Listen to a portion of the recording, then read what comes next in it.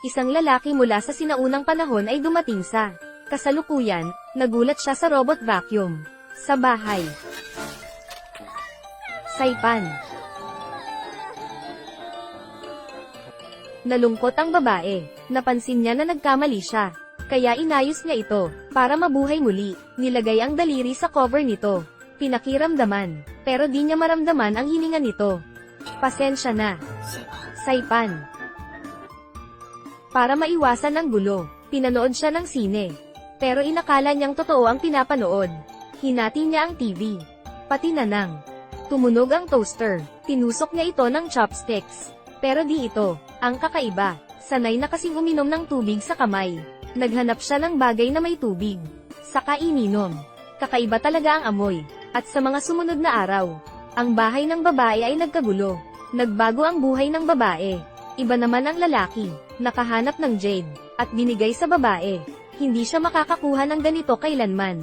Pero dahil galing ito sa ina ng lalaki, di niya matanggap. Paano sila mabubuhay? Habang nag-aalala ang babae, nakita niya may gem sa espada ng lalaki. Pinulot ito ng walang sinasabi. Isa ba itong aquamarine? Tiyak na nagkakahalaga ng maraming pera. Halika ka. Alis na tayo.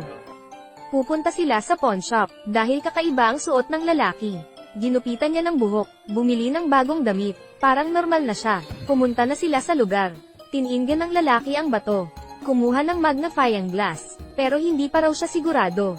Kailangan niyang tingnan ulit, pero paglabas niya ulit, tinuro niya ang daliri. HMN. 1,000 okay na rin. 100 yuan.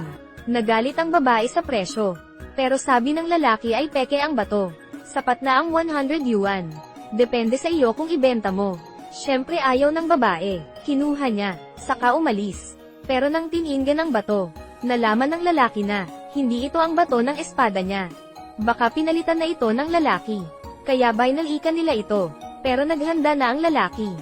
Ilang mga lalaki, ang pinaligiran sila. Siya raw ang nasusunod. Pero di alam ng kalbo, na nagkamali siya. Humakbang ang babae, nagpalit ng posisyon, kumilos ng kumukuha ng enerhiya. Saka nag-pose, naghahanda naman ang lalaki sa likod. Nang nilabas ng babae ang enerhiya, hinampas ng lalaki ang hangin. Napatalsik silang lahat. Pagbangon nila, sila ay nilalamig, natuto ng leksyon. Sa wakas sabi ng lalaki na, bibilhin niya ng 20,000 ang bato. Ngunit nang hinayang ang dalaga, nagpasya siya na huwag na lang. Dahil pagmamay-ari ito, habang nagsusulat siya ng kwento, kahit na may partner ang bida. Pero sa totoong buhay, mukhang na-inlove na rin siya. Kaya lang ang hindi niya alam, nung hinahanap niya si Shen Shen, nag-time travel din siya. Mahahanap na nga ba niya